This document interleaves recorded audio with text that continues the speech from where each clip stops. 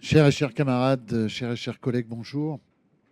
Pour son premier séminaire, le chantier culture commune de l'Institut de recherche de la FSU vous propose donc d'interroger comment cette culture commune peut lutter contre les dominations et leurs effets de discrimination.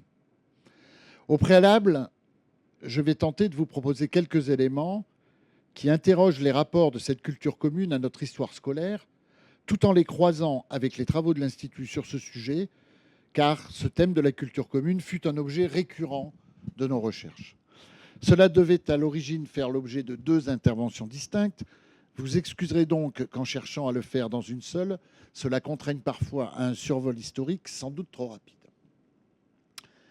Celles et ceux qui, depuis les années 1990, ont produit au sein de l'Institut une réflexion collective sur la culture commune, l'ont fait dans la perspective d'une nécessité de démocratisation scolaire qui avait été affirmée dans le congrès fondateur, dès le congrès fondateur de notre fédération en 1994.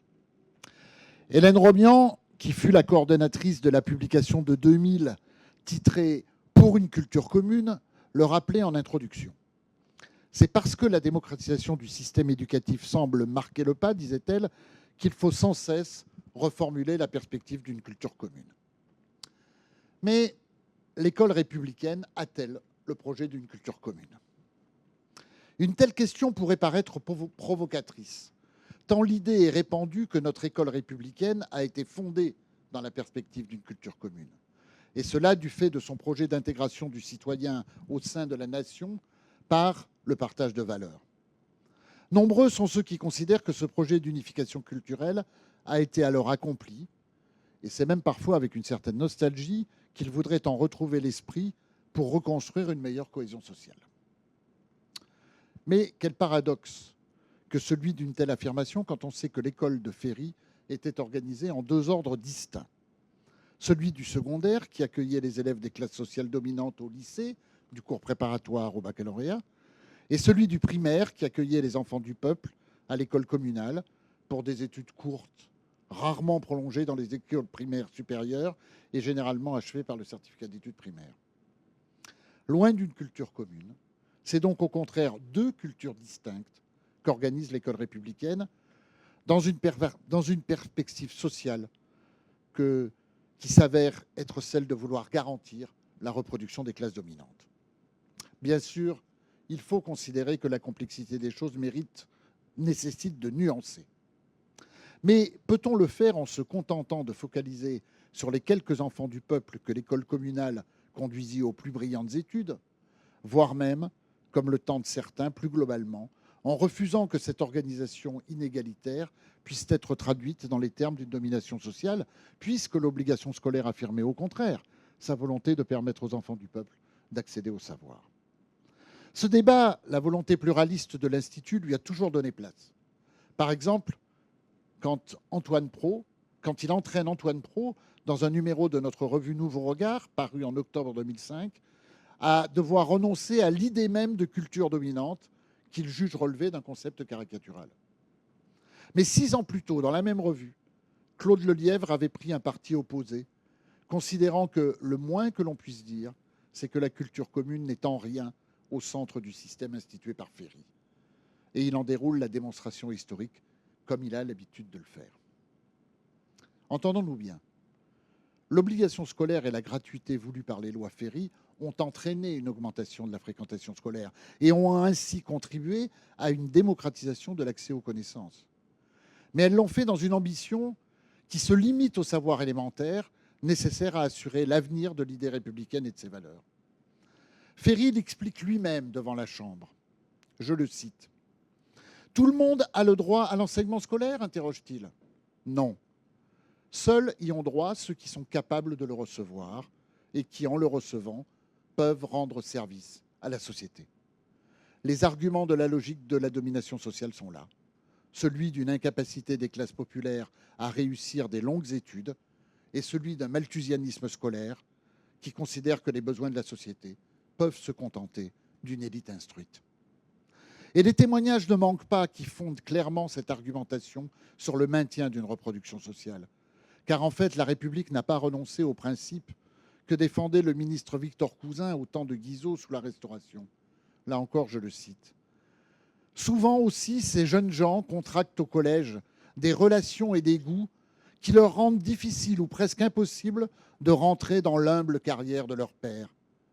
De là, une race d'hommes inquiets, mécontents de leur position, des autres et d'eux-mêmes, ennemis d'un ordre social où ils ne se sentent point à leur place et prêts à se jeter avec quelques connaissances, avec un talent plus ou moins réel et une ambition effrénée, dans toutes les voies de la servilité ou de la révolution. D'un côté, dans les petites classes des lycées, un enseignement qu'on peut considérer comme élémentaire, c'est-à-dire propédeutique à des études longues. D'un autre côté, dans les écoles communales, un enseignement abrégé, c'est-à-dire se suffisant à lui-même comme un viatique qui n'appellera ni développement ni progrès ultérieur.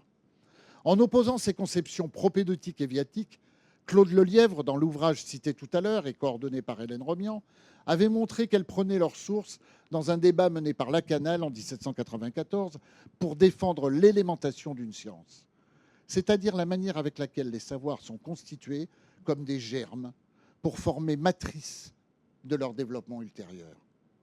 Il y a peut-être là un des fondements de l'idée de culture commune. A l'inverse, les programmes de l'école républicaine, ceux de 1882, inscrivent l'ambition viatique de l'enseignement primaire, celle de l'exercice pratique, de l'application usuelle, du modèle utile et simple. Et lorsque, dans les premières décennies du XXe siècle, sera défendue l'idée d'une école unique qui rassemblerait sur les mêmes bancs de l'école primaire ceux qui feront des études longues et ceux qui n'en feront pas, de multiples résistances leur feront face. Elle témoigne d'une volonté déterminée à refuser une véritable démocratisation. Déjà à l'époque, on entend les arguments déclinistes, ceux qui nous assurent qu'en mêlant les enfants de la bourgeoisie et du peuple, on ne peut faire autrement que de baisser le niveau en nivelant par le bas. Face à eux, ceux qui défendent l'école unique sont loin de viser une démocratisation générale de l'école. Tout au plus pensent-ils que les besoins économiques du pays nécessitent un élargissement des élites et qu'il doit permettre l'accès aux études secondaires à ceux des enfants du peuple qui ont les capacités d'en tirer profit. Nous ne sommes pas dans l'idée d'une culture commune, loin de là. Les petites classes de lycée perdureront jusqu'à Jean Zay, seront rétablies par Pétain et définitivement supprimées à la Libération. Accepter la critique de ce fondement républicain de l'école ne peut se confondre avec une condamnation outrancière, car il faut reconnaître une réalité objective. Cette école républicaine a permis l'accès des enfants des milieux populaires à une scolarisation qui, si elle s'était déjà développée tout au long du XIXe siècle, était loin de la généralisation que produira l'obligation scolaire.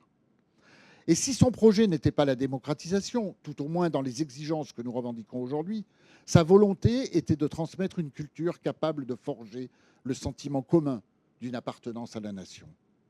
Sans doute le fit-elle dans une époque où ce discours national portait une vision de suprématie, dans la conception d'un universalisme centré sur la certitude d'une supériorité culturelle, mais aussi dans une volonté de s'ancrer dans le partage des valeurs fondamentales de la liberté, de l'égalité et de la fraternité. Et parmi ceux qui aujourd'hui reprochent à l'école républicaine ses volontés normalisantes, nombreux sont ceux qui lui opposent un modèle centré sur l'épanouissement des potentialités individuelles, dont on peut douter qu'il offrirait de meilleures garanties d'égalité. Nous le savons d'autant plus aujourd'hui que l'idéologie néolibérale a asservi cette centration sur l'individu à sa volonté de lui faire assumer sa propre destinée, en devenant l'entrepreneur de lui-même et en justifiant ainsi une politique de retrait de l'État. Il en découle un retour vers une conception naturalisante qui inscrit la capacité de l'individu dans des dispositions individuelles qu'on attribue tantôt à quelques prédestinations biologiques, tantôt à quelques fatalités sociales. Cette représentation dominante d'une inégalité naturelle face au savoir conduit sans doute une bonne part des considérations de sens commun à juger tout bonnement impossible le projet d'une culture commune. Et cette idée perdure. Pourtant, dès le début du XXe siècle, il est affirmé que la prétendue incapacité des classes populaires n'est pas une donnée de nature. Ainsi, c'est à l'organisation sociale et à ses inégalités qu'Alfred Binet impute la misère physiologique qui empêche l'élève d'apprendre. Loin d'un fatalisme de l'aptitude, il défend dans son ouvrage Les idées modernes sur les enfants, paru en 1909, que tout ce qu'il y a de pensée et de fonction en nous est susceptible de développement. Car c'est là qu'est la clé idéologique de la culture commune. Affirmer que la capacité de l'élève, même si elle peut être influencée par son origine sociale, même si elle n'est pas indépendante d'une réalité biologique de l'individu, n'en reste pas moins ouverte aux évolutions capables de vaincre tout déterminisme. C'est la perspective que défendra le plan Langevin-Wallon, en affirmant que l'enseignement doit offrir à tous d'égales possibilités de développement, ouvrir à tous l'accès de la culture, se démocratiser moins par une sélection qui éloigne du peuple les plus doués que par une élévation continue du niveau culturel de l'ensemble de la nation. Et si le plan Langevin-Wallon parle de culture générale et non de culture commune, ce n'est pas dans l'acception bourgeoise de cette formule de culture générale, acception qui tente de faire la démonstration d'une supériorité culturelle des classes aisées. Non, en fait, la culture générale de Langevin et Wallon, c'est notre culture commune. Celle qui, comme le dit leur projet, représente ce qui rapproche et unit les hommes. Et pour qu'elle ne puisse pas se confondre avec un asservissement aux besoins de l'économie, ils ajoutent « tandis que la profession représente souvent ce qui les sépare ». La formule d'une élévation continue du niveau culturel de l'ensemble de la nation sera retenue comme capable de fonder une autre conception de la démocratisation, qui ne se résout pas dans les perspectives de réussites individuelles, mais dans celle d'un enjeu culturel à l'échelle de la nation entière. Le large compromis politique du Conseil national de la Résistance, qui avait rendu possible à Langevin puis à Wallon de fédérer les idées scolaires autour d'une redéfinition de la démocratisation, n'allait pas perdurer. Le plan Langevin-Wallon resta dans les tiroirs du ministère et dans la tête des militants progressistes. Une autre perspective allait dominer la seconde moitié du XXe siècle, qui ne nécessite, elle non plus, en rien, l'affirmation d'une culture commune. La volonté gaulienne d'un redressement français nécessitait que soient facilités les accès aux études secondaires et supérieures. Avec le décret Berthoin de 1959, qui prolonge la scolarité obligatoire à 16 ans, puis avec la réforme Fouché-Capel de 1963, le collège n'est pas encore unique, puisque des voies différentes y sont proposées, classiques, modernes longues, modernes courtes, pratiques. Mais l'accès aux études secondaires commence à se massifier. La motivation essentielle de ces réformes est de répondre aux besoins majeurs de l'économie, former les techniciens et les cadres qui manquent à la France de la Ve République. Mais pour autant, elle laisse perdurer l'affirmation de supériorité de la culture classique et de ses usages bourgeois. Le besoin pragmatique de cadres n'a pas désacralisé l'idée d'une élite classique qui puise sa supériorité intellectuelle dans les logiques de la version latine ou du thème grec, au mépris des langues étrangères, des sciences et des techniques. Nous sommes là encore bien loin de la culture commune. Les années giscardiennes vont pousser un cran plus loin la volonté de massification de l'accès aux études secondaires en affirmant le collège unique avec la loi Haby de 1975. Pour la première fois, en tout cas de manière explicite, l'affirmation de la nécessité économique de l'emploi, celle de produire davantage de techniciens et de cadres, s'associe d'une volonté proclamée d'une égalisation de l'acquis culturel. Giscard emploie même l'expression de savoir commun, laissant penser que la réforme structurelle, celle qui parlait d'unifier les filières par un parcours commun dans le collège unique, devait se fonder sur la définition d'une ambition culturelle commune. Pourquoi cette ambition a-t-elle échoué? Les analyses sont plurielles, cédant parfois à l'idée que c'est l'opposition politique et syndicale qui, refusant de porter crédit à la sincérité d'une telle perspective de démocratisation culturelle, a empêché la première ébauche d'une culture commune. Il faut dire que le doute était compréhensible sur la volonté réelle de démocratisation scolaire par la culture commune, quand la politique giscardienne affirmait par ailleurs si fortement ses volontés libérales et ses perspectives inégalitaires. Au crédit de Giscard, son engagement public. Dès la première conférence de presse en juillet 1974, il évoque la nécessité d'une élévation générale du niveau de connaissance et de culture des Français.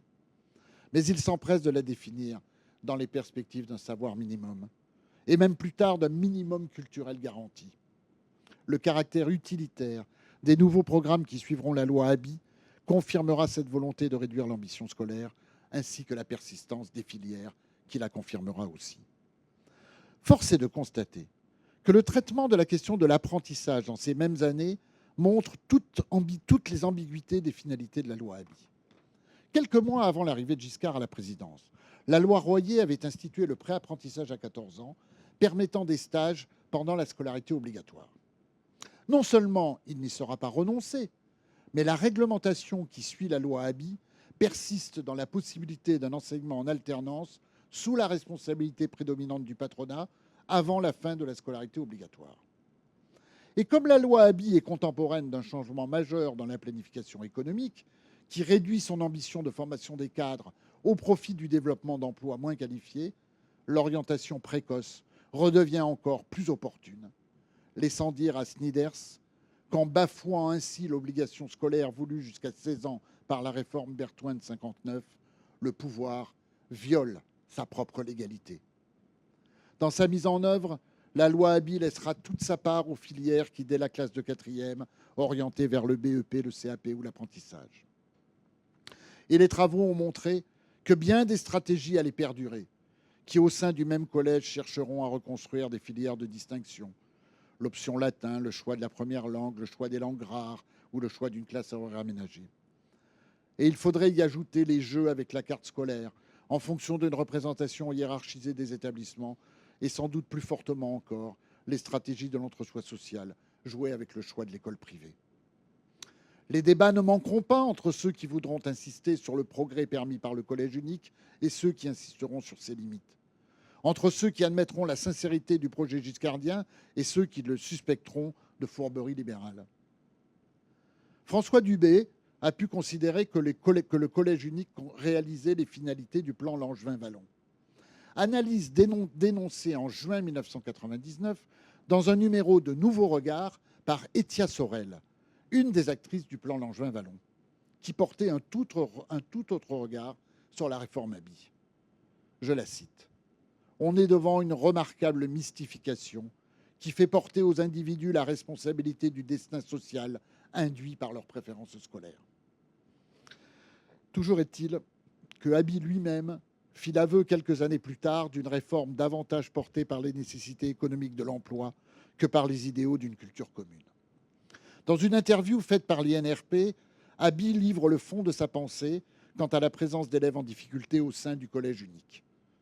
Je le cite. « Même si on admet que ces enfants ne comprendront pas un mot lorsqu'ils liront Montaigne, ou en tout cas pas grand-chose, ils sont cependant dans une société scolaire qui fonctionne. Ils y ont une place, ils ne sont pas des exclus. Nous sommes bien loin des volontés de l'élévation générale dans cette perspective réduite à la cohésion sociale. » Et déjà entend-on dans les propos de Abi ce qui nous menace aujourd'hui dans l'émergence des finalités comportementales liées aux compétences socio-affectives. Je le cite à nouveau, parlant des élèves. Ils entendent tout de même certaines bribes qui peuvent leur apporter quelque chose. Ils entendent parler français, un français correct. Le professeur fournit un modèle de comportement, de volonté, de travail. Tous ces aspects, qui ne sont pas des aspects cognitifs, qui ne sont même pas à la limite des aspects intellectuels, leur seront tout de même profitables. Et faisant preuve de la plus grande des franchises, Abi de poursuivre. L'idée d'égalité des chances dans ma réforme était un argument, peut-être un peu démagogique d'ailleurs, qui a été utilisé après coup. Et si nous avions encore un doute, il nous assure que le projet était d'ouvrir le second degré et non pas de créer une formation pour tout le monde. Voilà pourquoi, au-delà des débats qui aujourd'hui encore interrogent les finalités réelles de la loi Abi, il me semble légitime de ne pas admettre la volonté giscardienne d'une culture commune. L'histoire de notre système scolaire est donc celle d'un refus de la culture commune. D'aucuns tentent d'échapper à ce constat en considérant que la culture commune constituerait une évidence qui s'imposerait dans une logique de culture universelle. Mais nous connaissons les réserves de Bourdieu à une telle évidence. La sélection de signification qui définit objectivement la culture d'un groupe ou d'une classe comme système symbolique est arbitraire, en tant que la structure et les fonctions de cette culture ne peuvent être déduites d'aucun principe universel, physique, biologique ou spirituel. Le socle ne peut donc échapper à l'arbitraire d'un choix politique. Christian Laval le formulait en disant « Ce que l'on pourrait appeler les besoins de culture des nouvelles générations dépend en fait en grande partie de la finalité scolaire et politique attribuée à l'institution scolaire. » Voilà une autre question que les travaux précédents de notre institut ont régulièrement posée et qui distingue la culture commune des conceptions qui veulent la réduire à un socle commun. Dans ce même ouvrage, Samuel Joshua interrogeait le risque que cette culture commune soit en réalité le camouflage d'une culture de classe, de caste ou de genre. Il constatait qu'une telle crainte pouvait ouvrir le champ d'une relativisation qu'il considérait relever d'une vulgate postmoderniste. À ceux qui voulaient échapper au risque de ce camouflage par une négociation locale où l'action éducative serait guidée par la demande de l'élève, il rappelait combien les demandes étaient prédéterminées par les pratiques sociales. Et il ironisait sur le cercle vertueux qui nous donnerait des enfants motivés d'emblée par une tâche scolaire qui correspondrait par miracle à la demande sociale. À cette vision idéaliste, il opposait la nécessité d'éviter le relativisme tout en évitant la reproduction sociale. Il affirmait que la nécessité qu'une société trouve les moyens d'un débat démocratique le plus clair possible sur la nature des savoirs qu'elle s'engage à transmettre, et cela en prenant en compte la nature évolutive des savoirs. Un tel débat doit répondre à une question qui a sans doute aujourd'hui d'autres résonances que dans ces années 2000. Que fait la culture commune des cultures ? Doit-elle considérer que la recherche d'une cohésion sociale fondée sur une communauté de cultures doit renoncer à une pluralité culturelle perçue comme un risque de fragmentation communautariste, de conflictualité et de contradictions difficiles à résoudre ?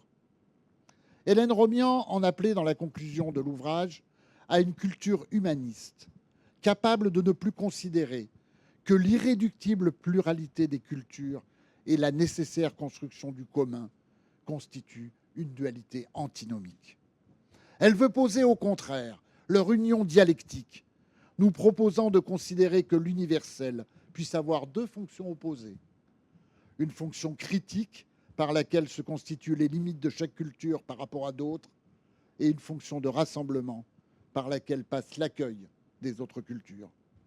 Une conception de l'universalisme qui n'assigne pas à des espaces identitaires, mais ne rejette pas la réalité d'identités diverses. Ce qui évidemment ne revient aucunement à admettre, au nom de valeurs identitaires, que puissent être remis en cause les droits humains et les valeurs de la démocratie. Le respect des cultures n'exige pas qu'on doive renoncer à la distance critique et à chaque fois que cela est nécessaire, à la condamnation de l'inacceptable. Dans ce même ouvrage, coordonné par Hélène Romian, les chercheurs d'Escole, Elisabeth Potier, qui nous fait l'honneur de sa présence ce matin, Bernard Charlot et Jean-Yves Rochex, nous rappelaient combien la question du rapport au savoir constituait un questionnement essentiel de la démocratisation. Et qu'elle constituait, je les cite, la condition d'une mission universalisante et unifiante d'une école républicaine capable d'aider les enfants à entrer dans des formes culturelles auxquelles ils accèdent difficilement dans leur vie quotidienne. Il nous mettait en garde contre les discours institutionnels qui, visant l'adaptation au milieu populaire des contenus et des modes d'enseignement, risquaient d'entraîner un renoncement au savoir et à son élaboration conceptuelle.